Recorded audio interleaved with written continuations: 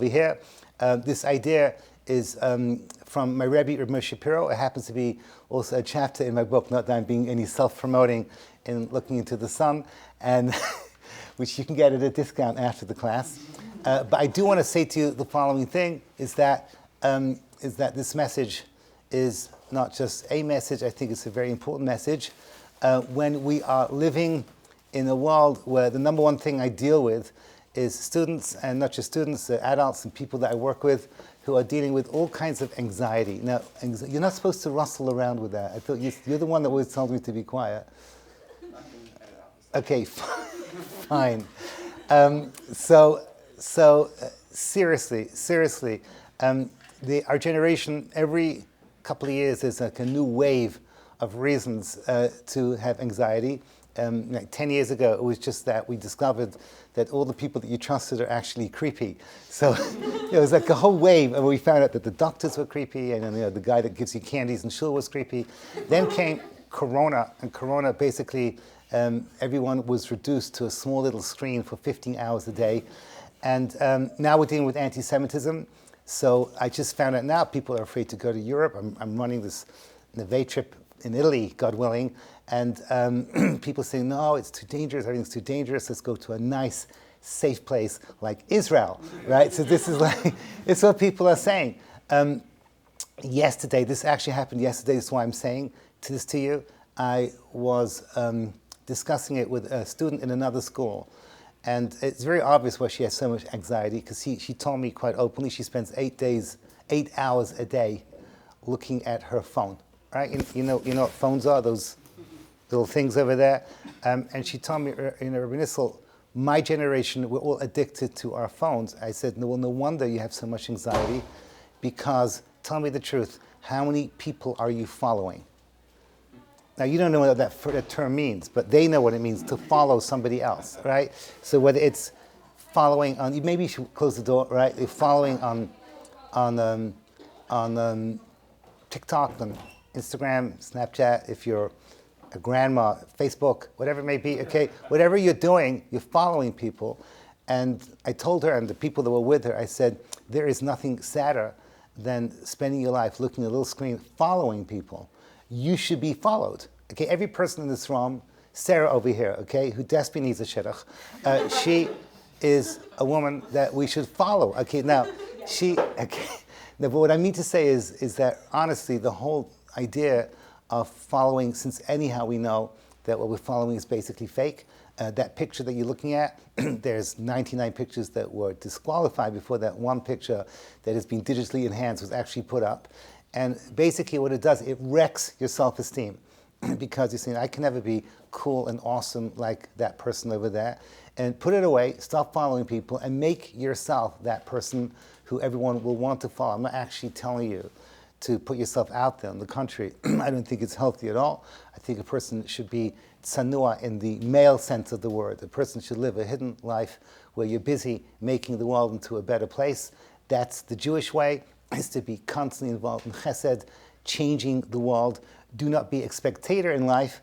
Be the one that's actually playing the game, right? So this is the game of life. It's Torah, Avoda, and Gemil Chasadim. Torah is our relationship with ourselves. Avoda is our relationship with God, and Gemil Chasadim is the primary thing that we do, is to build the world and make it into a better place. That's what we should be doing, and unfortunately, it's not the reality of the world. The world that we live in is a world where we sit there and we watch other people doing things. I told this girl something so horrible.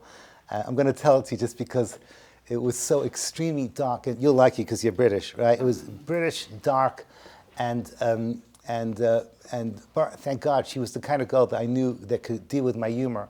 I said to her, you know what you're setting yourself up. You want to know what kind of failure you're setting yourself up for? You are so addicted to your phone. On your 120th birthday, you're going to be lying on your deathbed, surrounded by children, grandchildren, great-grandchildren, all loving you. And you're going to say, give me my phone one more time. And they're going to pass you your phone, and you're going to hold it lovingly. And then you're going to imitate Gollum from Lord of the Rings, that very last scene, if you remember. My precious. And then you're going to fall as you're dancing into Mount Doom, into the fires, and that's going to be your end. And obviously, this awful imagery that I'm creating. I'm doing it for the shock value. Yes, I am, because when you get old, I don't want you to look back at your lives and say so much of it was spent looking at a screen doing absolutely nothing. Is it forbidden to have time off to be entertained? Absolutely not. That's not what I'm saying at all. I'm saying when it takes you over and it creates this constant feeling that you are not playing the game of life, put it away and go out and live the game of life. But then you still have to deal with all kinds of people and all kinds of situations that create anxiety and push down your self-esteem. And today's class is basically the story of a man called Rabbi Akiva. And I'm giving over his method of dealing with our anxiety and self-esteem issues, something that is pertinent to this time of the year. Those of you who are listening to the recording, we are in Sfiras HaOmer, right? We're going through Sfiras HaOmer. This is the period between Pesach and Lag BaOmer, where Lag BaOmer is the big switch in Sfiras HaOmer that we're not going to discuss now. But this is the heavy period of introspection. This is the heavy period where we are mourning the students of Rabbi Akiva. We're not listening to our music. We're not making simchas. It's a time for introspection and to remind ourselves that as we're counting, we're not just counting down collectively as a nation to Har Sinai, but we're counting as individuals to our own self-actualizations. That's what I want to talk about. So are you sitting comfortably? And then we shall begin. Once upon a time, there was a man called Rabbi Akiva. Rabbi Akiva lived in arguably the most, if not one of the most difficult periods in history. As a youngster, he witnessed the destruction of the temple, which means that we lost that physical connection to Hashem. Everything that we do, called our synagogues, our shuls, are just imitations. He was there to be centerpiece as the leader of the Jewish people in the destruction of Beitar. Just a quick reminder, this was many, many years later, so a generation later. At that point now, Rabbi Akiva was now in his full glory. Rabbi Akiva was believed that Bar Kaziva or Bar Kochba, whoever you want to say it was, he saw in him he saw in him the potential of being the Melech HaMashiach. He carried his arms for him. He was right there in the centerpiece, together with all the other leaders of the generation, where he was the most important person in believing that he would be the new Malchus, the new royalty of the Jewish people.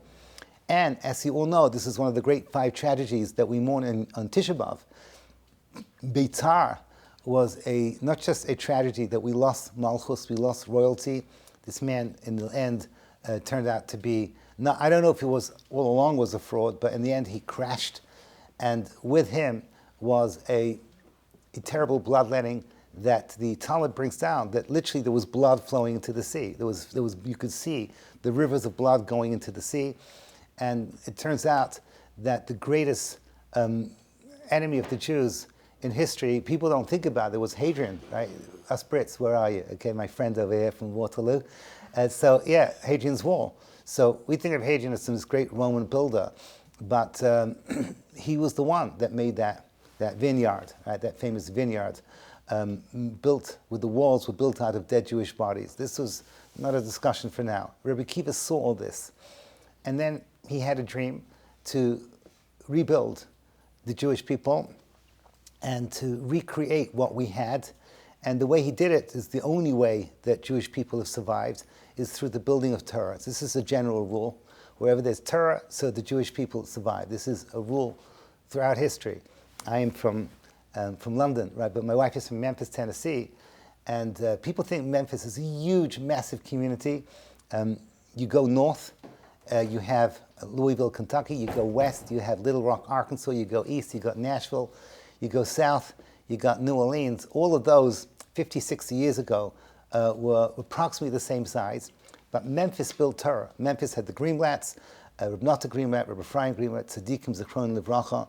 They built Memphis. Without them, I would not have a wife. Without them, many, many yeshivas would not be the same. Rosh Yeshiva, one of the Rosh Yeshivas in Eretz Yisrael, Rabbi Lansky, was from the graduating class of the Margolin Hebrew Academy. Bottom line is, where you have Torah, so things flourish. So he created a yeshiva that would not be a yeshiva. It would be like a university state system. that would cover the whole country and build scholars who would become the leaders of the next generation. 24,000 students, 12,000 pairs of students from the north of the country to the south of the country. And this was an incredible, incredible operation. And what was the secret message that he gave to all his students? What was the one thing that he constantly told them? Basically, I know you guys like it when I quote from a movie, so those of you that remember that scene in The Gladiator where Russell Crowe says, if we stick together, we survive. That was the message. Jewish people are in exile. Yeah, you got that, right? I see from your face. Okay, in exile, especially in exile, the Jewish people have to have ki ish echad b'lev echad. We need to have unity. And he taught them the three most important words in the Torah, which is, I'll give you a clue, last week's parsha. There we go. Okay, for those listening, Neve Yerushalayim. Okay, the answer is, v'ahavta l'recha kamocha. He said, you got to love people like yourself. What does it mean, kamocha? Honestly, kamocha is an impossible task. The Torah is asking us to do something that is impossible, and Rabbi Akiva demanded that we try. You can't love someone else like yourself. Self-love is the most natural human instinct that exists. The idea that you will take care of yourself and you look after yourself and your will to make sure that you are always going to flourish and beyond, that is something that is intrinsic in human nature. To love someone else the way you love yourself means that you have to work on the art of putting yourself into someone else's shoes and feeling what they feel. It's impossible. It's incredibly impossible. So I know myself, so I know what I'm going through. I know if my body feels pain. I know if my spirit feels pain. I know if I've been insulted. I know I have my own seeing of the world, how everybody treats me, to know who really cares about me, who's just doing it because they're fake. You've got your own inner world figured out, right? You know where you're holding in your life. You know what it means to be your age, your stage in life. But the person that you're dealing with, how are you going to do this? How are you going to, if I am supposed to be a good teacher, and there's a lot of people in front of me who come to me for advice, so I have to figure out where you come from, what it means to be a JLE girl from Waterloo, you know what I mean? What does it mean? So I have to figure you out, understand where you're coming from, understand your parents, what your period in history. You grew up in the era of the internet, I did not. So to understand you, I need to step into your shoes if I really want to care for you and show you love in a healthy sense where I can really build you and be useful for you. So that is a very hard job. I have to do it the way I do it for myself. I have to do it for you. You guys are relatively easy. Try doing it with a father who has dementia. Try doing it for a granddaughter who has an extra chromosome. They call it Down syndrome. So I have to do all of these things. And you have to learn how to understand people really, really well, and to understand their pain and their feelings and step into their shoes. And then you can do v'ahavta l'reacha kamocha. Rabbi Akiva demanded it from his students. And everything fell apart. Why did it fall apart? Because, and this is the point I'm going to develop now, because what is crucial to v'ahavta l'reacha kamocha is what's called kavod HaTorah. All right? Kavod HaTorah means that you have to understand that not just a person is hurting or a person needs a compliment. You have to understand that a person comes with kavod. And if you're building the future leaders of the Jewish people, so there's a crucial dimension within v'ahavta l'reacha kamocha, is to see the kavod of Torah that you find in people. So I want to develop this a little bit, and then I want to eventually bring it back and talk about ourselves. But let's start off with Rabbi Akiva. Rabbi Akiva taught and preached to his 24,000 students that if you want to become the leaders of the generation, and not just leaders of the generation of true, incredible greatness, you have to reach that point. Like we say that the generation of Rabbi Akiva, the leaders, were able to bring the dead back to life. I don't know how literally you have to take that back. When I think of the dead, I think of the Grateful Dead. I wouldn't mind if they came back to life. But to bring the dead back to life, that's pretty awesome. That's pretty amazing, to bring the dead back to life.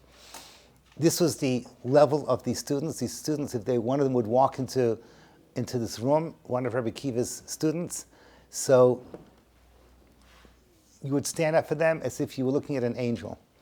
You would say, this person, this is how you imagine Moshe Rabbeinu to look like. That's what his students look like. These were people of extreme greatness. What happened to them?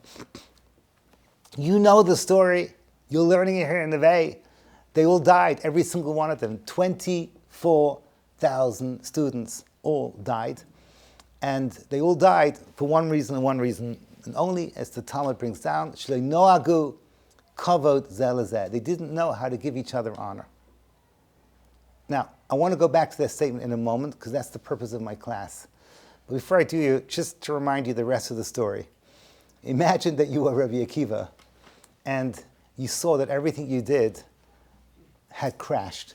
So not only had you seen the destruction of the temple, not only had you seen the destruction of Beitar and the destruction of Malchus and royalty, not only have you seen bloodbaths in huge, huge amounts, Rabbi Akiva, this great man Rabbi Akiva, now sees that his solution to the future of the world has crashed, has fallen apart. So what did he do? Well, honestly, if I was him, I would have just retired, just given up, right? Just start again. He was approximately 100 years old at the time, was not a youngster. He died at 120 on his 120th birthday. I would have given up. But Rabbi Akiva was not that kind of a man. He decided to rebuild, but instead of having 24,000 students, to go back to 5 students. The 5 students, each one of them would be super students, would be the great leaders of the next generation. So the most famous of all was, of course, Rav Shimon Bar Yochai. But the other 4 were pretty much right up there. Rabbi Meir, Rabbi Yehuda. There's different opinions, but we say Rabbi Yossi, Rabbi Nehemiah. These people were superhumans, and they got it. They understood what it means, how to give cover to each other. They got it right. I'm not going to explain myself now, because it's not the purpose of today's class. The Torah that was taught to these 5 students was a unique Torah that prepares exile to bring the Melech HaMashiach, to bring the final exile. So when you walk into a yeshiva today, I'm not telling you to do this, trust me, because I'm nervous about some of you people.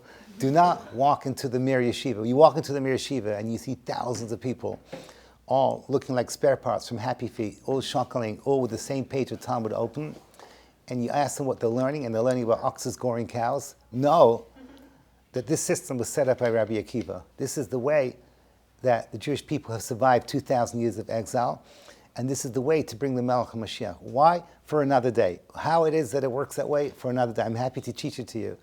But the yeshiva system that we have now goes back to Rabbi Akiva and his 5 students.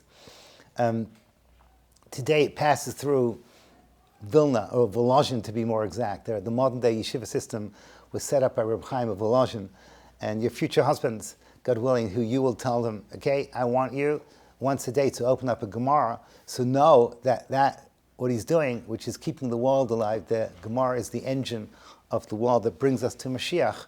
It's our secret weapon, and it always has been, goes back to Rabbi Akiva and his 5 students.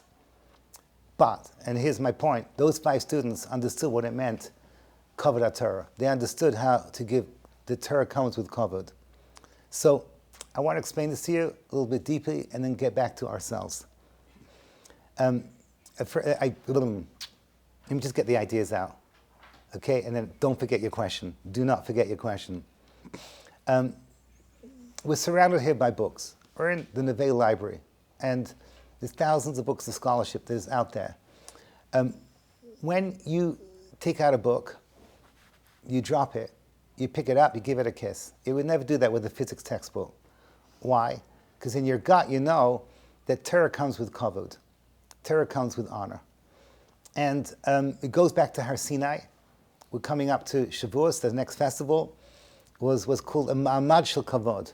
It was something, it wasn't just like, ladies and gentlemen, we present to you for the very first time, the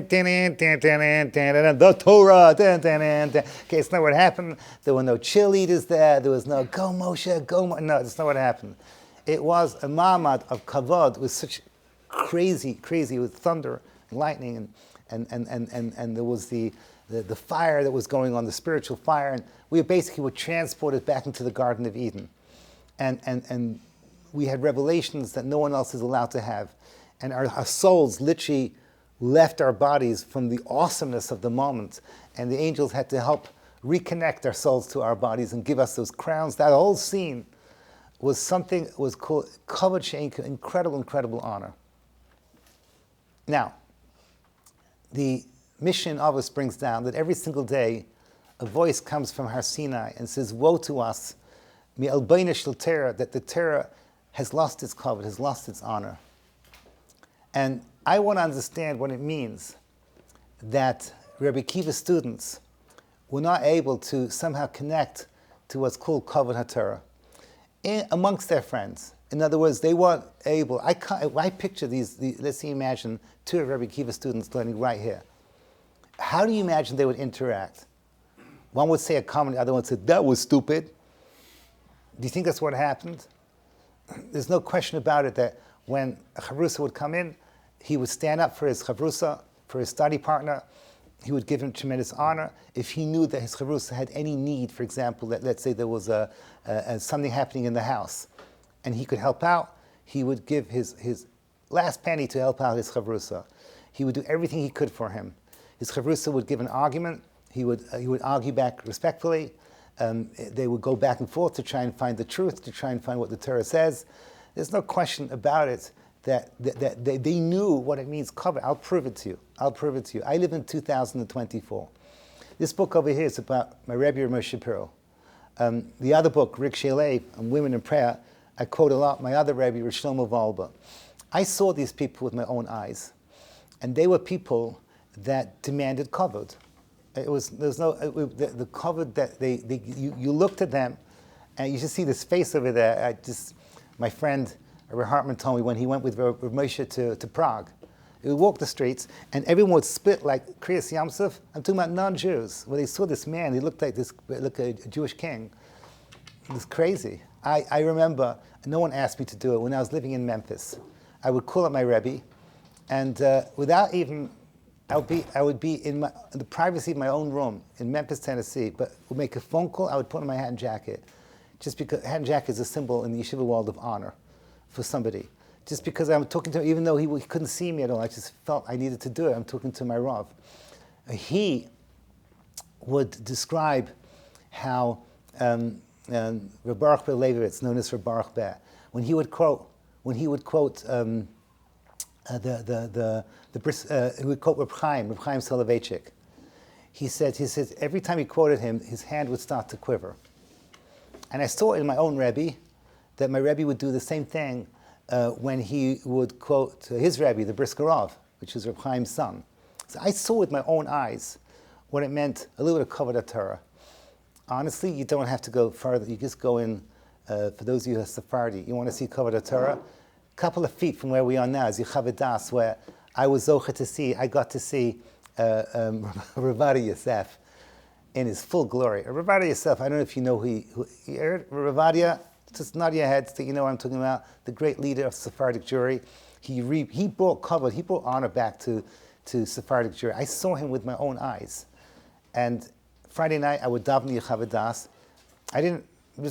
Don't get me the wrong way, I didn't go there for the davening. The davening was great. I got there to see the man. And the coolest thing was that after davening, he would get up in front of the Aron HaKodesh, and he would give us blessings. And this for me was the highlight of the davening. And he would raise his hand, and it was total silence, and he would go, Shabbat Shalom. And everyone would go, Shabbat Shalom, like he's got a bracha. And then he would say to him, Parnasa Barevach, like you should be successful with money. And everyone would go, yeah, amen, amen. He would say, Nachat mehayeladim. And he would do this and give out blessings. And then suddenly, out of nowhere, he would go like slap his hand, and then there would be a fire, and he would disappear. Like Albus Dumbledore. All that was left was an albatross. Now, I'm totally making this up, but this is how it felt like, right? I don't know what it is. It's not what happened.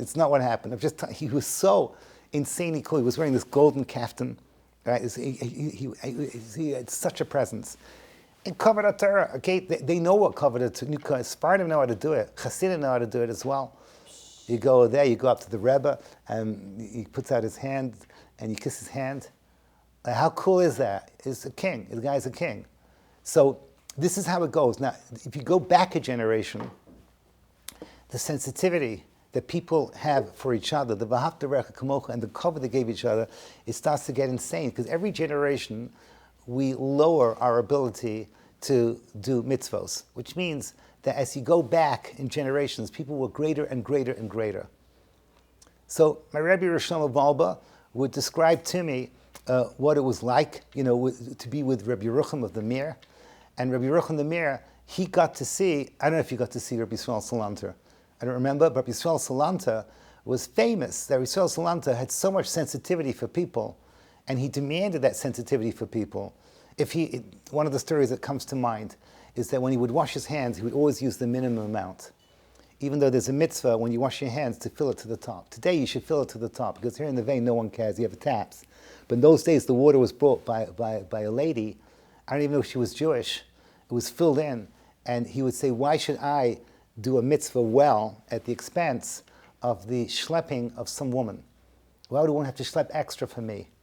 Now, who thinks that way? And the answer is, earlier generations think that way. Talking about water, l'chaim. I already made a bracha for those of you watching there. So that's Rabbi Yisrael Salam. What happens when you go back a generation?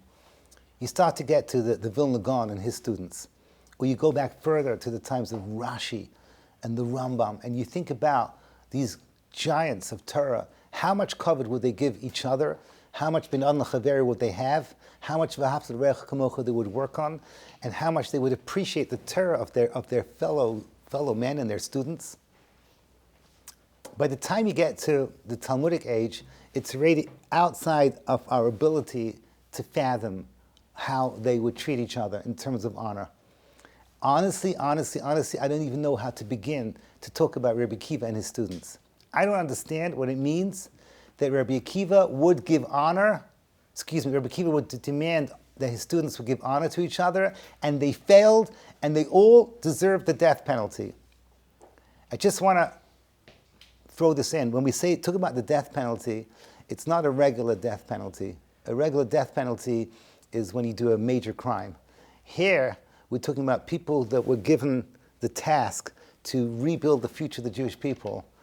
For reasons that really I can't really explain properly now, the demands on them were extremely high, and if you make a small little mistake, so you lose everything.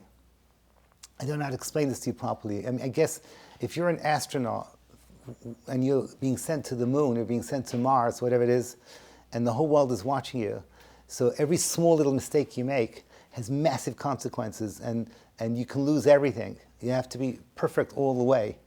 And this was the standards that was expected from Rabbi Akiva and his students. But I still don't get it. These people must have been incredibly, incredibly holy, incredibly kadosh, and the Bein Adam L'Chavero should have been something beyond imagination. So I want to give you the answer I heard from my Rebbe. I'm going to tell you now, it's going to mess with your mind. It's such an incredibly powerful idea. Everything I've said to you for the last 20 minutes, I've given a vision of what's called kavod, of honor. What about the kavod of, let me give you an example. You have a king, and the king comes into your town, and all the leaders of the city come in, and they all stand there and like that, and the soldiers, and anyone that's British, we know what we're talking about. What about the kavod that's given to the king by some poor family, a poor peasant family, that travel hundreds of miles to be able to wave the national flag, and they're on the fifth row and no one gets to see them, they're not even on the cameras? What kind of kavod is that for the king? Let me translate it into our language. What about the kavod of simple people in their struggles to get close to Hashem? Is that or is that not a kavod to God? So for example, we just came out of Pesach. Right? So you see, I was just on a Pesach program, you see a little kid saying his or her manishtana, the parents are falling with nachas. It's a very cute little moment. Is this kavod Torah? Or how does it compare to Rav Yosef or Rameh Shapiro and Rav Alba? So the answer is that you and I may not notice this at first glance, but in Hashem's eyes, this is a tremendous honor. Why? Because Hashem receives honor by seeing people struggling. This is the point my Rebbe made. A struggle towards something is also a tremendous honor for somebody else. A struggle that even comes to failure is an incredible kavod. I saw this in Brooklyn, right? So a bunch of kids who, what they call off the derech, I hate that phrase. So they have a Rebbe that takes them out once a week to a pool hall, and all he demands is 5 minutes of their time to say over Dvar Torah. And the rest of the time they're busy, like, we're so cool and everything, they're playing pool. I saw this in action. But that 5 minutes, I believe, shakes up the heavens in a way that is unfathomable. Because these kids, it's hard for them to listen for 5 minutes, and each one has a reason why it's hard for them, but they're coming anyhow. You go to the 5 towns where my sister lives, and you go to Inwood Station, and you see all these people are going to Manhattan, and they can go on any train they want, and they can read any newspaper they want or check their phones. And instead, they go and they do the Daf HaYomi. Yes, most of them are asleep by the time they hit Penn Station. It doesn't make any difference. In Hashem's eyes, this is just a tremendous kavod. My mother-in-law, of blessed memory, okay, I'll never forget, every Friday night, after she served the meal and after she did everything that she did, every Friday night she would just sit there on her favorite couch, her favorite chair, and take out the art scroll on the Parsha. And she loved the Parsha. And every single week, within 3 minutes, she was sleeping and snoring away. Ma, go to bed, okay? You're waking up the neighbors. But those 3 minutes of her struggling after having worked so hard to do the meal with her art scroll chumash, it creates in the heavens, creates earthquakes. It's like dynamite in the higher walls. So let me get to my point. I don't understand what I'm saying. I can only understand it from afar. But on their lofty level, the students of Rabbi Akiva, there's no question they gave each other. They loved each other. They gave each other honor. Their midos were perfect. But when their study partner was struggling to understand something and they failed, or they gave out an idea that turned out to be the wrong idea, they did not see the honor that it gave to Hashem in that failure. Which happens when people are very smart and you're very result-oriented. I can understand it a little bit. So you don't see the excitement and the struggle over there. And this is where they failed. And this is a crucial part of the Jewish people. The kavod that we give to Hashem and the kavod that we give to each other is not just the objective kavod of people that deserve it, of the kavod that we give to Rabbi Edelstein when he comes in, right? So that kavod he deserves. He's a huge Torah scholar. But the kavod that you give each other, when you see that a girl, she says, maybe I'll go to Eilat this week. No, I'm going to go to the Shabbaton. So for that, it's a teeny weeny moment in your life, but no, in Hashem's eyes, it's just as big as all the tzaddikim and the gedolim, the great Jewish leaders, and all the things that we give kavod to them. You have given amazing kavod to Hashem at that moment then, and your friends should see it that way. So now I come full circle, and I just want to talk about ourselves. But before we do that, just to show you how this fits into Sfiras HaOmer. Rabbi Akiva was really 2 stories. There's Rabbi Akiva as the shepherd boy who decides on his 40th birthday he wants to study Torah. And according to the Midrash, he began going to a kindergarten. He was an adult man, 40 years old, sitting there with kindergarten going, come, it's Aleph, come, it's Beis, by learning the Aleph Beis. That's how he began. This period of Rabbi Akiva's life corresponds to the kavod of the struggle. And in Sfiras HaOmer language, that's the first 33 days of the Omer. That's where we are now. It's crazy because the word kavod is the same numerical value as 32. Kaf 20, base vav is 2, 6, and dal is 4, is 32.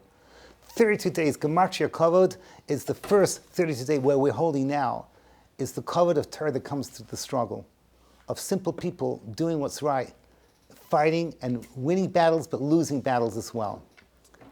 And then it switches over to the final Rabbi Akiva, the great leader of the Jewish people, the one that was murdered by the Romans in the most horrific way. That's how his life ended. He died with a smile on his face and said, I've always waited for this moment to sanctify God's name, whatever that means.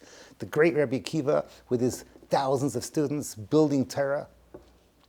That's the other kind of kavod. That's the kavod that comes after Lag BaOmer, the last third of the Omer.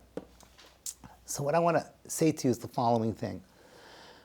The first thing is that we have to look at our friends differently. We can't change the world. We can't cure anti-Semitism. We can't cure the anxiety that is infecting the whole world because of the internet. We can't fight the repercussions of what happened with Corona, all these things we can't change it. We can change ourselves. And we can start a revolution in this room by seeing that the girl next to you, she's really special for a reason that you may not have noticed. Because if you know where she comes from and you see what struggles she's going through to be in this room right now, so you'd realize that she's the real hero today. And Rav Vogel would say, yeah, you want to know Gedolim today? Gedolim stories? Go to Neve. Go to Eshet Torah Ursim. That's what he said. They're the heroes. They're the great. Your stories are the great stories, but you have to look at it with a different sense of lens. And now finally to my punchline. And that is how I started off about the anxiety that our generation has and the low self-esteem that it has, is that I'm begging you, stop being so hard on yourselves. Each one of you are frustrated because you want to be there and you're still down there. And you don't give yourself a break. You don't see that you deserve to give cover to yourself. I'm telling you now, and I'm not saying it like some stupid, meaningless meme that you sometimes see on social media. You're great, you're wonderful, you're beautiful, you're this, that, the other. No, you really are great because if you value your struggles and you see your struggles with your failures, if you're doing it to get closer to Hashem, you're doing it because you want to live the right life, those moments are so precious in Hashem's eyes, no different from when a big Rosh Hashiva, as we speak in Ponevezh or Mir or Lakewood, is speaking to 1,000 students and that whole ma'amad of kavod that comes with those moments. That struggle you have when you push yourself to daven, when you can barely read the language and you're thinking, what is this doing in the higher world? You have no idea how you're bringing Mashiach. You have no idea the revolutions that you're doing with those little struggles. That is the cover that you have to see in yourself right now. So I don't know, it's not for me to, I want to bless you, give you a bracha. You people are my heroes. You people, I'm trying to see you, as he said, I see you, right? I try to see that you, with your stories and where you come from, what you're doing, that you are the true leaders of the Jewish people. You are where Rabbi Akiva's students failed. You are what Rabbi Shimon Bar Yochai, with the Zohar and what he did and his people got right, that they could see the light inside of people that comes from their true innate holiness that comes every time that you struggle to do what's right in this world. So I just want to give you a bracha. Keep doing what you're doing and learn in a healthy way to see the greatness in your own struggles and your Sefira Sa'oma, your counting, in other words, your inner journey towards Har Sinai will, God willing, be actualized. And just like Har Sinai was a wedding between the Jewish people and God, you should all be zocheh that when you have your wedding, okay, God willing, okay, the whole thing, it should be a ma'amad of kavod, of honor and glory. You marry a Torah scholar and you build something that is real, that is a small migdash ma'at, a small little microcosm of the Beis Hamikdash that we're all waiting for from here of Yameinu. Thank you for listening. Thank you, Rabbi. What was your question? It was basically like, are you saying like we have to see Rabbi Akiva's students on their level, and while they were very respectful and loving of their neighbor, it wasn't to the degree of that's expected of them?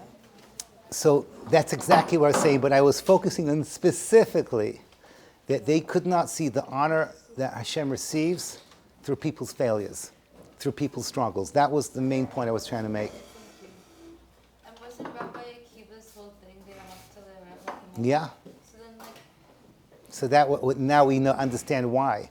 Because if you get V'haftarech Kamocha right, it's finished, right? If you have V'haftarech Kamocha right, then with that, if you do it properly,